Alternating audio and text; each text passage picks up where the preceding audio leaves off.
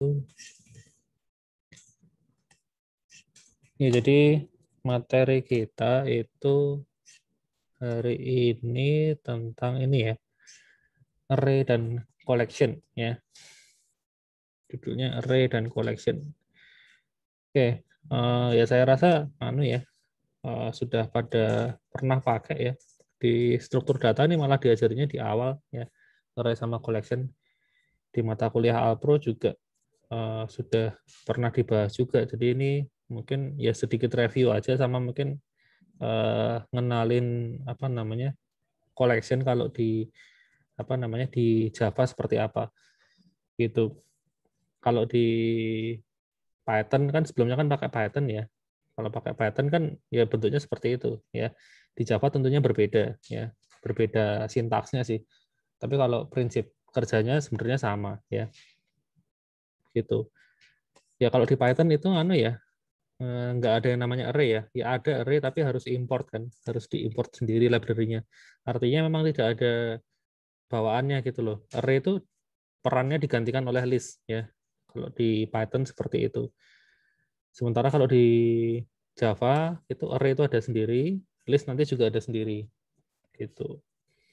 Oke, jadi ini materinya ya. Array, kemudian collection. Ya, collectionnya sendiri ada 4 ya, list, set, map, sama queue ya. Itu saya rasa juga sudah familiar kan dengan nama-nama ini. Kalau di Python map itu namanya dictionary ya. Dictionary, kalau di Java namanya map. Kalau list kan sama ya, di Python juga list, set juga di Python juga set. Tapi kalau map itu di Python namanya dictionary. Jadi sebenarnya isinya sama ya, cuman beda namanya aja. Gitu. Kalau queue itu antrian ya. Gitu. Yang nggak ada ya, stack. Nah, kalau stack kan di struktur data ada. Cuma kalau di sini mau implementasi stack ya sebenarnya bisa pakai list, bisa pakai queue juga bisa ya. Tinggal dibikin mode stack gitu. Oke, karena ini materinya teorinya cukup banyak, jadi nanti yang saya demoin yang penting-penting aja, karena sisanya nanti waktu praktikum aja ya didemokannya. Jadi saya jelasin secara konsep aja ya. Jadi array itu kan ya sebenarnya ya merupakan upgrade dari sebuah tipe data. Jadi kalau kita punya tipe data integer, ya kita bisa bikin integer array. Kita punya tipe data float, kita bisa bikin float array ya. Kemudian kita punya tipe data apa? String, itu kita bisa bikin string array. Jadi sebenarnya seluruh tipe data ya, apapun itu bisa dibikin versi array-nya ya. Bisa dibikin dalam bentuk versi array. Tujuannya apa? Tujuannya supaya tipe data itu bisa menyimpan lebih dari satu nilai ya. Jadi kalau kita cuma deklarasinya integer doang ya, itu kan biasanya cuma bisa nyimpan satu angka. Tapi kalau kita deklarasinya integer array ya, ditandai dengan ini simbol kurung siku ini, maka variabel tinggi yang tipenya integer tadi bisa menyimpan banyak nilai. Nah, banyaknya seberapa itu tergantung pesannya berapa ya. Kalau di sini itu pesannya 40 ya, berarti bisa menyimpan 40 angka. Nah, cara deklarasinya seperti ini ya. Jadi integer terus kurung siku. Nah, kurungnya ini sebenarnya bisa ditaruh di sini juga ya. Setelah kata tinggi ditaruh di sini bisa. Tapi lebih umum di sini ya. Karena kan menunjukkan bahwa ini tipe data integer array gitu. Jadi langsung sepaket sama tipe datanya ya. Itu. Kemudian ada ini new int ya. Memang ini pakai new juga meskipun dia bukan objek ya, bukan objek. Tapi ini pakai pakai keyword new. Nah, di sini keyword new itu tujuannya untuk pesan jumlahnya ya. Mau seberapa banyak yang mau dipesan, kapasitasnya gitu. Pakainya kurung siku ya, bukan kurung biasa ya, bukan kurung yang bulat itu. Tapi pakainya kurung siku, itu yang perlu diperhatikan. Gitu. Jadi ini deklarasinya array itu seperti ini. Kemudian array itu kan kita ngaksesnya pakai indeks ya. Indeksnya dimulai dari 0 ya. Itu yang perlu dicatat ya. Dimulai dari 0 berarti kalau kapasitasnya 40, kita bisa ngakses indeks 0 sampai yang paling tinggi itu adalah indeks 39 ya. Jadi 0 sampai 39. gitu. Itu nomornya ya atau indeksnya. Gitu. Kemudian ini, nah itu tadi tipe data apapun bisa dibikin array ya. Entah itu primitif atau reference, semua bisa jadi array ya. Bisa dibuat ke bentuk array. Gitu. Tanpa terkecuali ya. Apapun bisa dibikin versi array-nya. Kemudian apalagi ya? Nah, array bisa juga dibikin multidimensi kalau perlu ya. Jadi kayak gini, ini integer array 2 dimensi ya. Deklarasinya juga menyesuaikan, berarti ukurannya ditulis 2 kali. Ya, ini nggak harus sama ya, bebas. Kalau ini 5 terus ini 4 ya berarti nanti kapasitasnya 20 ya. 20 tapi dibagi 2 dimensi. Kalau di sini 5 4 terus 2 berarti kapasitasnya 5 kali 4 kali 2 ya, 40 ya, gitu. Dan seterusnya. Kemudian nah di Java itu sebenarnya array itu adalah objek ya, bukan primitif lagi. Meskipun di sini kita deklarasinya integer array, integer kan primitif. Tapi karena dia sudah dibikin ke apa namanya versi array, maka dia sebenarnya aslinya itu berubah menjadi objek. Ya, aslinya. Cuman tertulisnya sih seolah-olah tetap primitif ya. Tapi sebenarnya di balik itu dia sudah berubah jadi objek. Gitu. Itulah kenapa kita bisa panggil fungsi-fungsi di dalamnya. Ya, dia bisa punya fungsi karena dia sebenarnya berupa objek. Kemudian array itu kan tipe data polos ya. Artinya dia struktur data yang simple gitu loh. Kalau mau diimprove bisa. Jadi array itu mau dibikin stack, mau dibikin queue, mau dibikin tree bisa. Ya, dikembangin ke depannya jadi macam-macam bisa. Ya. Seperti itu. Itu array. Kemudian, nah ini deklarasinya seperti ini. Kemudian kalau mau ngasih nilai di dalam, setelah deklarasi apa namanya, kalau misalnya ini kita mau langsung isi bisa kasih kurung-kurung awal ya. Terus diisi karena ini double, berarti diisi pecahan ya. Nah nanti kalau caranya seperti ini, nanti kapasitasnya kan menyesuaikan dengan yang diisi di sini. Kalau di sini kita ngisi 4 data, berarti di sini kapasitasnya 4 gitu. Nah, di sini kita nggak bisa ya, kita deklarasi new double dikasih 10 gitu, kalau mau langsung diisi nggak bisa. Ya. Jadi kalau mau langsung diisi, ini dikosongin. Ya, dibikin kosong seperti ini, terus kemudian kita isi nilainya. Seperti itu. Itu kalau mau langsung diisi. Tapi kalau mau ngisinya belakangan ya kayak gini aja. Nanti sama apa namanya sama compiler array-nya ini akan diisi nilai default ya. Jadi kalau integer ya nilainya 0 semua gitu. Jadi kapasitas 5 itu nanti dalamnya 0 0 0 0 semua gitu. Seperti itu. Kemudian ini deklarasi multidimensi. Terus ini caranya nulis data ya tinggal panggil indeksnya sama dengan berapa nilainya. Kemudian ini juga sama. Kalau mau ngambil ya juga pakai indeks ya, serba indeks ya. Jadi kalau array itu mainan indeks. Begitu. Nah, ini array di Java itu kan objek ya. Jadi karena dia itu objek, kita bisa panggil fungsi di dalamnya. Jadi contohnya di sini dia panggil fungsi length ya. Untuk dapat berapa sih kapasitas dari array-nya ini gitu. Jadi data.length ya. Bisa seperti itu. Kemudian apa lagi ya? Ngopi array, dapat resultnya dapat. Oh, ini kalau misalnya kita sudah punya array, ya di sini namanya dikasih nama threshold. Terus kemudian kita mau bikin array baru, ya double new threshold, ya bisa langsung sama dengan gini, ya gitu.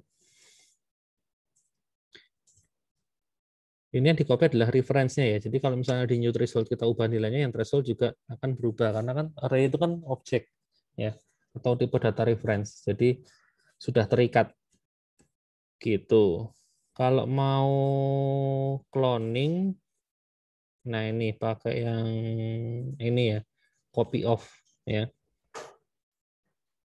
Copy off. Kalau copy off itu di copy nilainya, kalau langsung sama dengan gini itu di copy reference-nya ya. Bedanya di situ. Jadi kalau mau duplikat angkanya doang ya pakai ini ya. Mana tadi? Nah, ini copy of ini. Ya, gitu. Tapi kalau mau duplikat, bukan duplikat, ya, tapi kalau mau nge-reference objeknya langsung, ya sama dengan ini, pakai sama dengan. Gitu. Kemudian yang namanya array itu bisa di manage ya, di macam-macamin pakai ini, pakai kelas arrays ya, A besar ya. Jadi ada kelas array, kita bisa melakukan copy, ngisi nilai, searching, sorting ya. Jadi kalau kemarin waktu struktur data kita pernah belajar tentang sorting ya. Terus ada juga kita belajar tentang binary search ya, atau yang search biasa ya, linear search kayak gitu. Nah, itu sebenarnya diimplementasikannya di sini ya. Cuman di sini sudah dibikinin sama si Java-nya, jadi kita tinggal pakai aja kalau mau. Ya, contohnya misalnya kalau yang ini kalau fill itu buat ngisi nilai ya. Jadi kalau kita punya array namanya rows kan nilai defaultnya kan 0. Kalau mau kita ganti nilai defaultnya itu sesuai dengan kehendak kita bisa pakai fill ini ya. Nah, fill itu kan static method, jadi kita bisa panggil di sini arrays.fill di integer rows saya kasih angka 100 ya. Jadi nilai defaultnya 100 semua. Kemudian kita juga bisa panggil metode sort ya untuk ngurutin. Jadi kalau kita punya data seperti ini kan nggak urut. Terus kita panggil arrays.sort dalam kurung array-nya. Nanti waktu dicetak itu sudah urut ya. Dia bisa ngurutin datanya. Kemudian ini pertanyaan. Kelas something something one sama dengan new something, integer pot sama dengan 2345 isi dari pots. Oh ya ini 2345 dikirim ke sini, kemudian di sini di plus 1 plus 1 plus 1. Kemudian kalau kita print pots-nya itu nambah atau enggak. Gitu. Ada yang tahu jawabannya? Apa enggak ada ya? Enggak ada.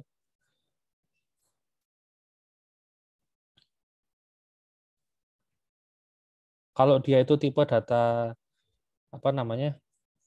Sorry. Kalau dia tuh ngirim ke sini itu by value, ya maka waktu di print ya tetap 2345 ya. Tapi karena dia itu reference ya, jadi dikirim ke sini terus diinkremen satu-satu, maka waktu di print di sini jadi 3, 4, 5, 6 ya, naik 1 kan di plus sorry. Data I sama dengan data I plus I. Oh, enggak.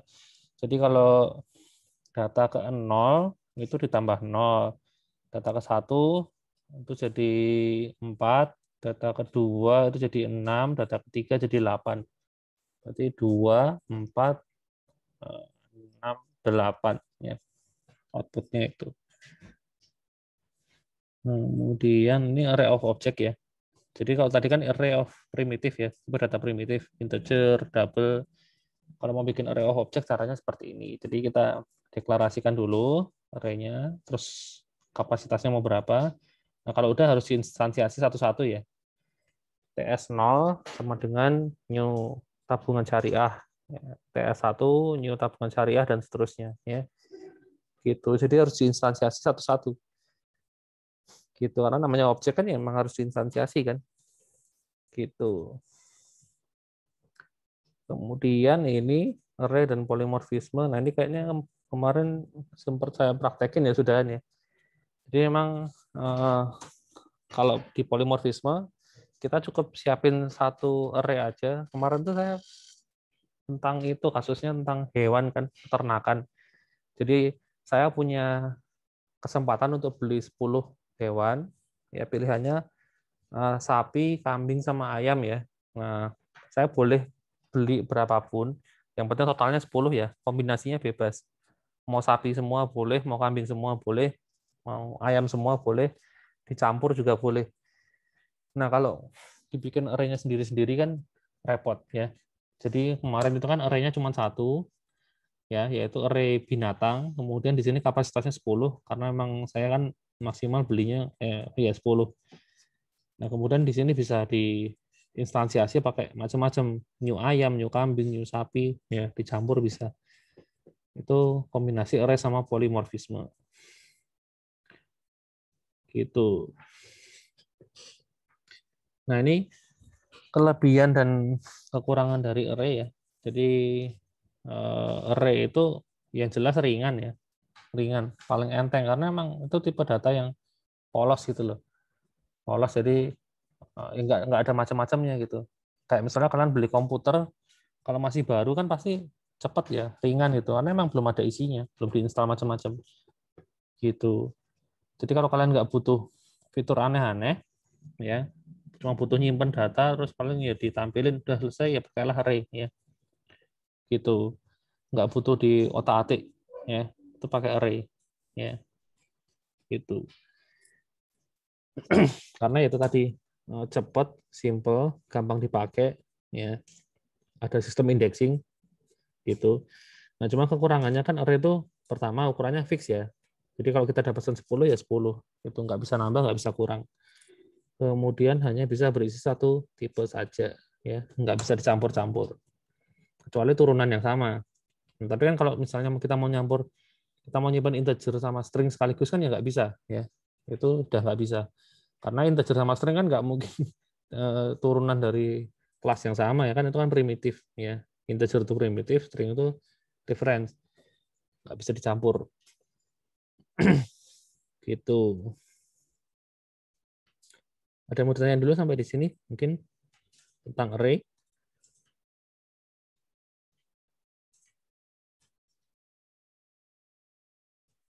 Belum ada, Pak. Oke, saya lanjut aja. Nah, berikutnya baru tentang ini ya, collection. Jadi kalau zaman sekarang di bahasa pemrograman apapun diarahkannya lebih pakai ini ya, collection ya, daripada array biasa. Ini kan array nih. Jadi array itu sudah kuno gitu ya, kuno, jadul, terbatas ya, kayak gitu. Ya, jadi sekarang diarahkannya itu pakai collection. Bahkan di Python pun kan seperti yang kalian ketahui kan, Python sendiri sudah nggak punya array kan, dia pakainya collection. Kalau mau pakai array justru harus import library ya. Jadi misalnya kalau ada orang ngotot pengen pakai array ya silahkan diimport, tapi bawaannya itu malah bukan yang array, tapi bawaannya Python itu malah collection gitu. Padahal kan kalau dari sejarahnya kan yang muncul tuh array duluan ya, array muncul duluan baru collection. Karena itu tadi yang namanya array kan semakin lama makin ditinggalkan karena ya memang terlalu simpel ya, terlalu sederhana, nggak banyak fitur ya. Kalau zaman dulu mungkin berguna karena zaman dulu kan komputer tuh speknya jelek-jelek ya. Jadi kalau pakai collection mungkin berat, jadi pakainya array itu supaya ringan. Kalau zaman sekarang kan komputer udah canggih ya, mau pakai array sama collection kalau dicobain rasanya sama aja gitu. Jadi ya udah pakai collection aja gitu. Jadi sebenarnya collection itu ya mirip kayak array, cuman ada tambahan fitur-fitur tertentu ya, ada fungsi-fungsi macam-macam gitu. Nah, di Java itu collection jumlahnya lumayan banyak ya. Ada banyak dan tiap tiap collection sendiri masih bisa punya jenis macam-macam gitu. Kayak misalnya list itu dia punya array list sama linked list kalau nggak salah. Kalau lihat sini agak rumit juga ya. Ya gitulah. Ini tree-nya juga nggak lengkap sih. Harusnya ini ada abstract list, terus nah ini ada array list di sini, nah linked list di sini. Nah ini array list, linked list. Ya. Kemudian set sendiri ada 3 macam ya, hash set, tree set, sama link hash set ya. 3 ini. Map juga sama, ada hash map, link hash map, sama tree map. Ada lagi identity hash map. Ya pokoknya banyak lah gitu. Tapi secara garis besar itu ada 3 macam ya. Ada list, set, sama map ya. List, set, dan map. Ya, secara garis besar gitu. Oke, kemudian tuh barang saya jatuh. Bentar.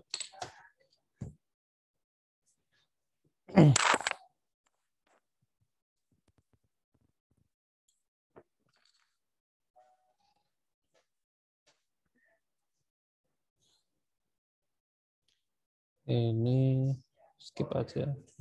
Oke, nah ini ya.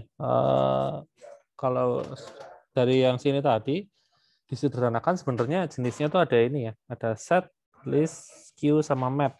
Ya, map ini dia bukan turunan dari collection, tapi sebenarnya dia termasuk collection juga sih. Tapi bukan turunan dari class collection. Ya, dia ada sendiri gitu. Kemudian, nah ini. Jadi ada 4 macam yang kita bahas, ada set, list, queue, sama map. Ya. Oke, kita bahas satu-satu.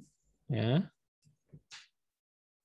Set dulu. Jadi set seperti yang sudah kalian ketahui, set itu sebuah collection yang bisa menyimpan banyak nilai, tapi nilainya nggak boleh ada yang kembar. Ya, itu aturannya. Jadi sebuah collection yang tidak mengizinkan adanya duplikasi, itu namanya set. Jadi setiap elemen itu hanya boleh muncul satu kali, ya, hanya boleh nongol sekali aja, gitu. Itulah yang namanya set. Ya. Di di Python ada kan set. Cuma kalau di Python tuh kan nggak disebutin langsung ya pakai set itu enggak ya. Di Python tuh kan modelnya dibedainnya kan pakai tanda kurung kan. Jadi pembedanya kan pakai tanda kurung. Gitu. Jadi kalau kurungnya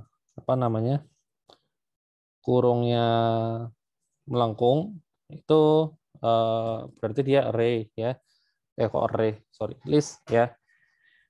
List. Terus kurung siku kan tuple. Kalau set itu kurung kurawal ya. Dictionary juga kurung kurawal tapi ada indeksnya. Ya. Pembedanya pakai simbol-simbol kurung itu. Jadi harus ngapalin. Tapi kalau di Java harus disebutin ya. Gitu. Nah, set sendiri kalau di Java itu bisa diimplementasikan pakai ini 4 macam ya. Ada enum set, hash set, link hash set, tree set ya. Jadi set sendiri bisa macam-macam ya, masih bisa dipecah jadi macam-macam. Gitu. Jadi kalau objek setnya sendiri itu sebenarnya berupa interface ya. Set itu interface. Nanti implementasinya harus pakai salah satu di antara ini. Gitu. Ini masing-masing ada karakteristiknya sendiri-sendiri ya. Jadi yang pertama enum set itu biasanya dipakai untuk mendefinisikan enumeration ya. Enumeration itu ya isinya cuman kayak konstanta variabel-variabel gitu ya, variabel-variabel deklarasi seperti itu. Itu namanya enum ya, tipe data enum. Kemudian kalau hash set ya, hash set ini penyimpanan ya pakai sistem hash ya, hash table ini. Dia itu paling cepat ya. Di antara semuanya hash set itu yang paling cepat karena dia datanya tuh di hash dulu langsung disimpan ya. Alamatnya di sini, di sini, di sini gitu. Tapi datanya nggak urut. Nah, sedangkan yang link hash set ini pakai hash table tapi disambungin satu data dengan yang lain pakai link list ya. Kombinasi link list dan hash set. Jadi datanya urut sesuai dengan urutan inputin. Jadi kalau kita inputinnya huruf XYZ ABC itu nanti waktu di print ya urut kayak gitu XYZ ABC. Kalau hash set itu kalau kita inputinnya A B C D E F nanti belum tentu urutannya seperti itu waktu di print ya. Kan suka-suka dia tergantung tabelnya. Seperti itu. Kalau tree set, nah ini agak lain ya. Kalau tree set itu diurutkan berdasarkan datanya. Jadi kalau tadi saya masukin X, Y, Z, A, B, C, nanti waktu di print ya A, B, C, D, A, B, C, D, A, B, C, X, Y, Z sesuai alfabet ya. Gitu. Kalau angka ya sesuai dengan angka yang paling kecil ke paling besar. Itu kalau tree set. Ya. Pokoknya segala sesuatu yang pakai tree itu pasti urut ya, di sorting. Tuh kalau hash ada hashnya berarti dia yang paling cepat. Kalau link ada kata linknya itu artinya dia akan urut berdasarkan urutan inputin. Nah, itu yang perlu diingat ya. Entah itu link hash set, link hash map ya. Terus apalagi link list ya. Pokoknya kalau ada linknya itu pasti sesuai dengan urutan inputin ya datanya. Diaturnya seperti itu. Oke. Nah, ini loh contoh penggunaannya. Jadi kalau misalnya di sini kita pakai kan set ninjas. Nah, ini new-nya itu kita harus pilih salah satu di antara 4 yang tadi ya. Bisa hash set, link hash set, terus apa tadi, tree set ya, atau enum set. Nah, itu terserah kita. Gitu. Yang jelas karakteristiknya ini tadi ya. Jadi kalau mau cepat ya pakai ini. Ya, kalau mau urut berdasarkan inputnya pakai ini. Kalau urut datanya pakainya yang ini. Gitu. Kemudian, nah ini ada contoh. Oh ini enum set ya. Kalau enum set tuh buat nyimpan kayak ginian sih. Misalnya hari gitu ya. Hari itu kan nggak mungkin nambah ya. Ya cuma dari Senin sampai Minggu gitu loh. Nggak mungkin muncul hari yang baru gitu. Bisa kacau dunia ya. Pokoknya enum itu biasanya dipakai untuk mendefinisikan konstanta atau data-data yang sudah fix ya. Contohnya hari, bulan, terus apa lagi ya? Hari, bulan, atau kalau misalnya di kampus itu ada program studi ya, informatika, sistem informasi, teologi. Nah, itu kan juga sudah fix. Maksudnya ketika nambah pun jarang gitu loh. Nambah itu jarang, nggak bisa sewaktu-waktu langsung tiba-tiba oh nambah prodi baru. 1 jam lagi nanti ada prodi baru kan nggak mungkin ya. Gitu. Kemudian ini headset ini ya. Kalau link headset itu dia urut dari apa namanya inputnya ya, link headset. Kalau inputnya CAB ini CAB. Kalau headset sebenarnya dia tuh acak ya harusnya ya. Ini kan inputnya XYZ ABC terus tiba-tiba nongolnya ABC XYZ ini kebetulan aja sih. Kadang-kadang nggak beraturan juga sih. Kalau mau yang pasti urut ya itu pakai tree ya. Nah ini kalau pakai tree itu dijamin urut ya, dijamin urut. Kalau yang lainnya itu tidak menjamin urutan ya. Ya kecuali urutan inputin yaitu link headset. Kalau headset ini harusnya dia acak ya seharusnya. Mungkin karena ini karakternya cuma satu-satu ya jadi ya bisa urut ya. Tapi kalau misalnya ini nama orang yang agak panjang gitu nanti urutannya agak kacau ya. Seharusnya sih gitu. Oke, itu tentang tree ya. Seperti itu. Langsung lanjut aja ya. Nah, berikutnya adalah list. Kalau list itu sebenarnya dia mirip mirip banget sama array ya. Persis gitu loh. Cuman ya memang list itu kalau boleh saya bilang itu adalah pengembangan dari array. Jadi array diimprove ya namanya list gitu loh. Di Python kan juga sama ya. List itu kan kalau dilihat-lihat ya mirip kayak array. Emang kayaknya itu versi pengembangannya gitu loh. Gitu. Nah, list itu bedanya dengan set jelas ya dia boleh duplikasi. Jadi mau datanya diisi angka yang sama semua ya boleh aja gitu. Kalau pakai list. Kemudian ada sistem indexing. Nah, kan mirip array kan? Gitu. Cuman bedanya list sama array apa? Nah, kalau array itu kan kapasitasnya fix ya. Kalau kita ada pesan 10 ya 10 gitu. Nggak bisa kurang, nggak bisa nambah. Kalau list itu kita nggak perlu pesan kapasitas ya. Jadi kalau kita mau butuhnya 5 ya pesen apa? Pakai aja 5 gitu. Nanti kalau mau nambah ya bisa aja gitu. Mau nambah sewaktu-waktu, berkurang sewaktu-waktu dia bisa fleksibel ya. Bisa menyesuaikan. Itu aja sih bedanya. Ya sama ada beberapa tambahan fitur ya, fungsi-fungsi tapi ya itu cuma buat pelengkap aja. Gitu.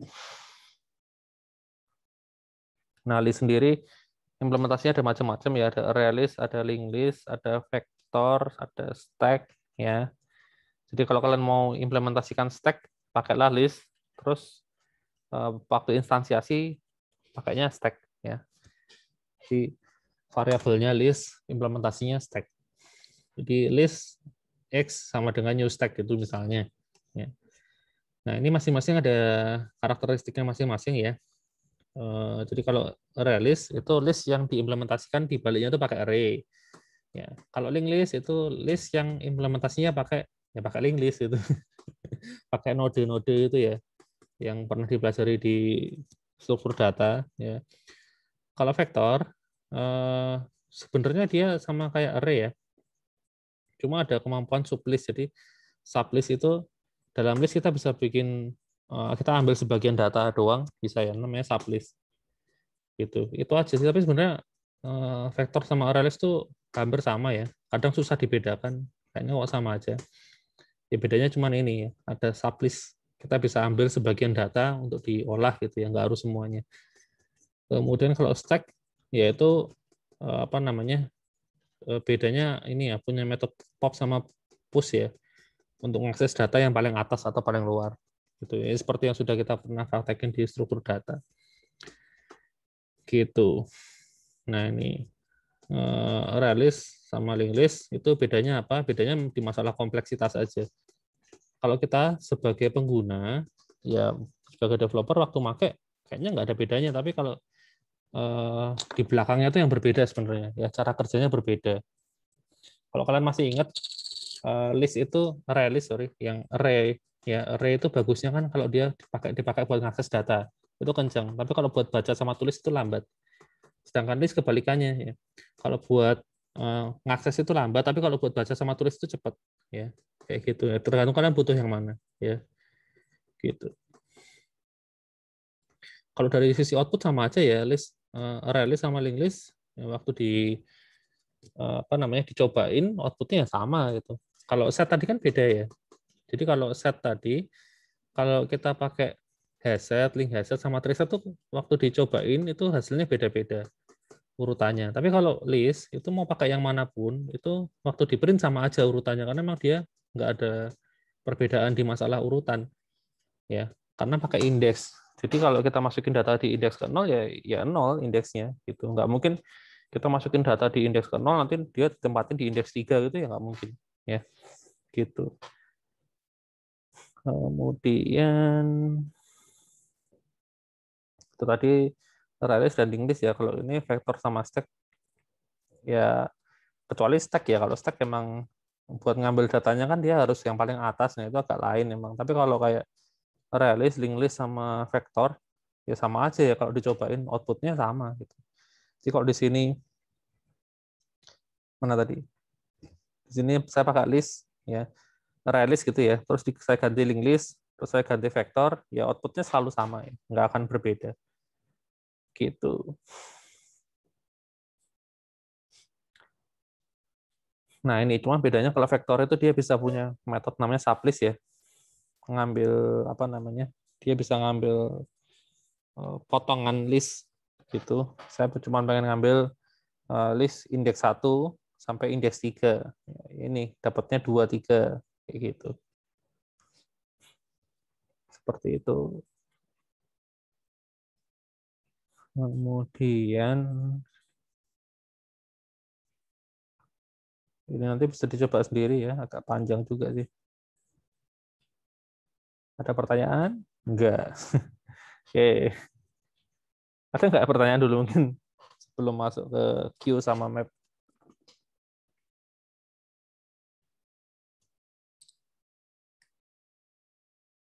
Nggak ada kayaknya ya. Oke, kita lanjut aja kalau gitu.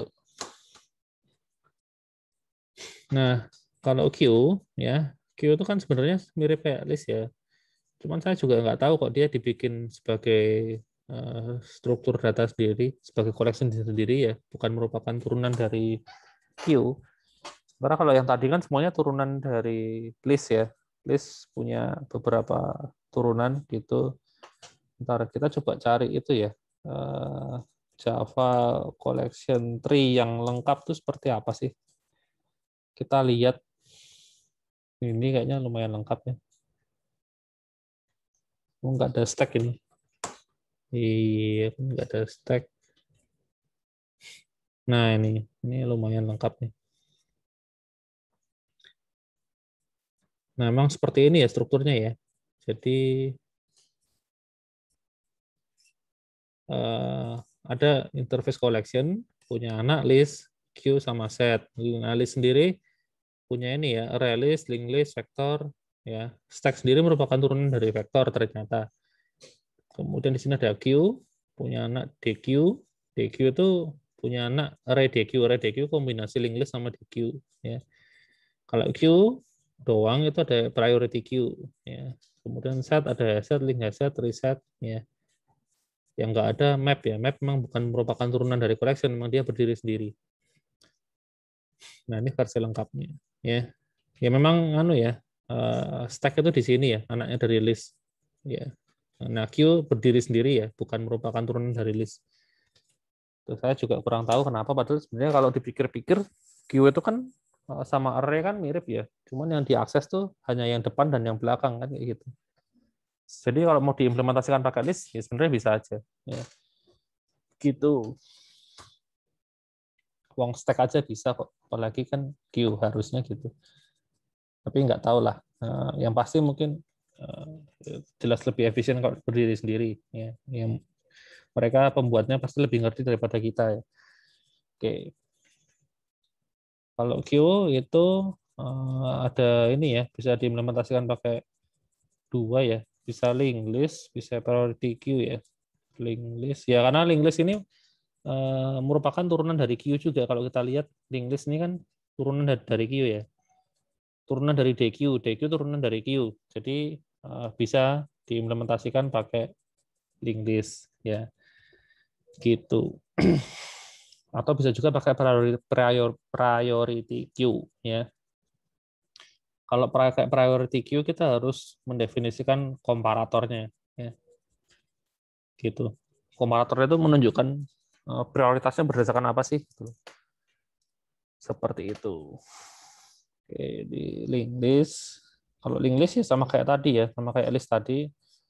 Saya rasa nggak ada yang berbeda ya. Ini pakai apa? Ini kalau ini pakai priority queue ya. Kalau pakai priority queue itu kalau datanya cuma kayak gini itu nggak kerasa ya. Ya dia diurutin aja alfabetnya gitu. Priority queue itu akan kerasa kalau datanya itu pakai tipe objek ya, yang ada banyak parameter, misalnya ada nama sama umur. Ya. Data mahasiswa gitu misalnya ya. Ada nama sama umur. Nah, waktu dimasukin priority queue itu mau diprioritaskan berdasarkan apa? Namanya atau umurnya? Kita suruh milih. Gitu. Itu fungsinya ini priority queue ya.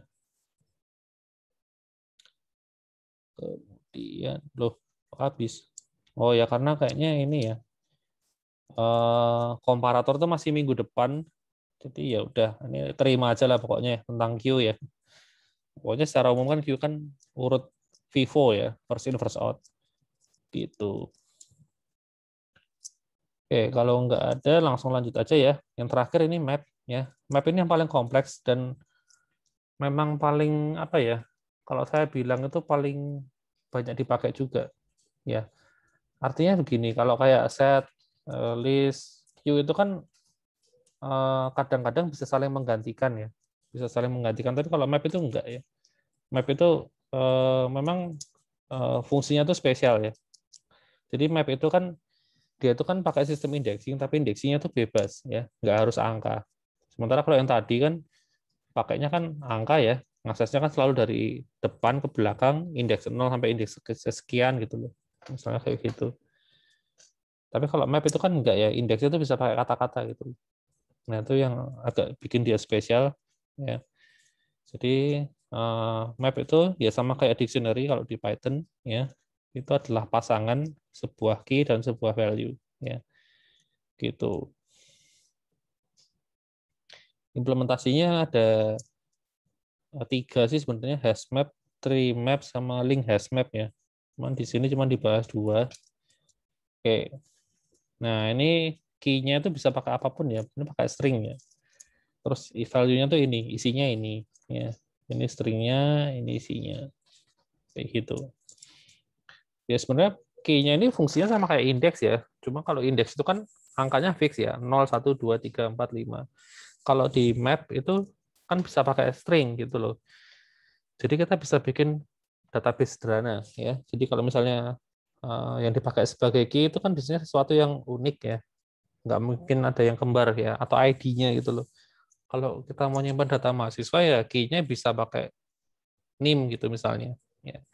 Misalnya 71150001 ya, value-nya itu namanya ya, misalnya Agus ya, terus 71170001 ya, namanya siapa, Bambang gitu misalnya.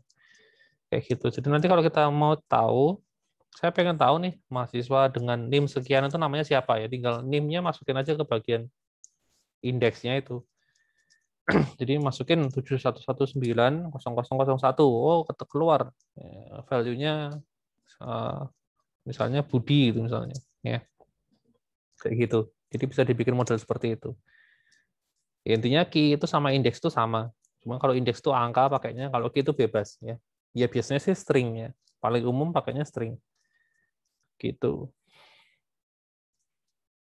Nah, ini baru nih implementasinya sebenarnya ada banyak ya. Hashmap, ini hashmap maksudnya ya. Enum map, identity hashmap, mirip kayak set ya. Karakteristiknya juga sama ya. Kalau mau kenceng, pakailah hashmap ya. Hashmap, tapi dia yang masukinnya sembarang ya. Kalau mau datanya urut, ya pakainya tree map ya. Pokoknya kalau tree itu pasti urut datanya, urut alfabet atau urut ya. Oh, sorry, bukan alfabet ya. Kalau datanya disimpan string ya alfabet, tapi kalau objeknya itu harus pakai komparator, itu dibahasnya minggu depan ya. Gitu. Jadi kita bisa ngurutin by key-nya atau by value-nya terserah ya. Suka-suka kita, tapi itu harus didefinisikan di komparator yang bakal dibahas minggu depan. Kemudian ini contoh penggunaannya ya, hashmap sama tree map ya. Kalau pakai tree itu urut berdasarkan key-nya ya. Kalau dilihat-lihat, jadi di sini ada Anton Yuan Mahas ya. Anton Yuan Mahas, terus di print ya urut by key-nya ya. AMY. Gitu. Kalau yang ini, oh ini hashmap ya. Kalau hashmap nggak urut ya. Nah, kalau hashmap memang acak nih, key-nya sembarang gitu loh. Meskipun yang dimasukin duluan Anton, Yuan, Mahas, tapi yang nongol ternyata Mahas, Yuan, baru Anton. Ya. Karena kalau hashmap itu dia suka-suka, dia tergantung hash table-nya. Tapi kalau pakai tree, itu pasti urut alfabet, ya, key-nya tapi. Gitu. Kalau mau diurutin IPK-nya bisa nggak? Ya bisa aja sih. Nanti urut dari IPK yang kecil ke besar, tapi itu harus pakai komparator. Ya. Begitu. Komparatornya minggu depan ya. Nanti kalau sekarang nggak cukup waktunya. Kemudian ini contoh penggunaannya ya. Nah ini secara umum ini kelebihan dan kekurangan dari collection dibandingin dengan array. Kelebihannya ukurannya dinamis yang jelas itu. Ya, array kan nggak bisa dinamis. Kemudian bisa diisi objek macam-macam, sedangkan array kan cuma bisa satu macam. Ya. Jadi yang namanya collection di sini tuh dicampur-campur bisa ya.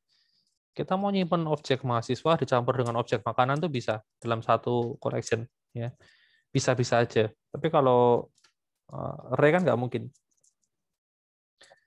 Kemudian kekurangannya adalah ini, bukan compile tab checking. Artinya apa? Artinya waktu di compile tuh bisa jadi baik-baik saja, tapi waktu dijalanin tahu-tahu crash. Ya padahal emang source code kita salah gitu loh. Tapi masalahnya compilernya tuh dia nggak punya kemampuan untuk mengecek sebuah collection ya sebelum dijalanin. Jadi waktu di compile ya kayaknya fine-fine aja. Gitu. Ya itulah, dia bukan compile tab check. Beda dengan array ya. Kalau array itu kan dia waktu sebelum di compile aja udah kelihatan ya, oh ini ada error ya. Waktu di compile juga dicek lagi ada error itu. Jadi kalau misalnya di compile itu aman, harusnya waktu dijalanin juga aman. Itu kalau array. Nah kalau collection di compile aman, dijalanin belum tentu. Ya masih bisa jadi ada error, jadi bikin was-was gitu ya. Seperti itu. Kemudian karena collection itu bisa diisi macam-macam, jadi objek yang diambil itu harus di casting dulu. Ya sama kayak teknik waktu polimorfisme kemarin ya, di casting.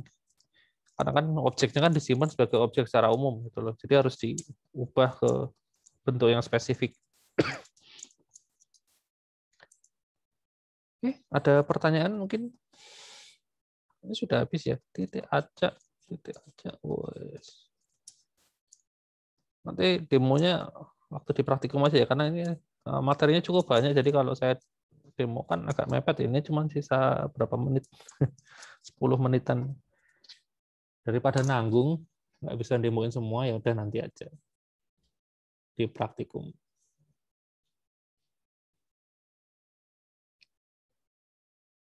Adakah yang mau ditanyakan dulu mungkin?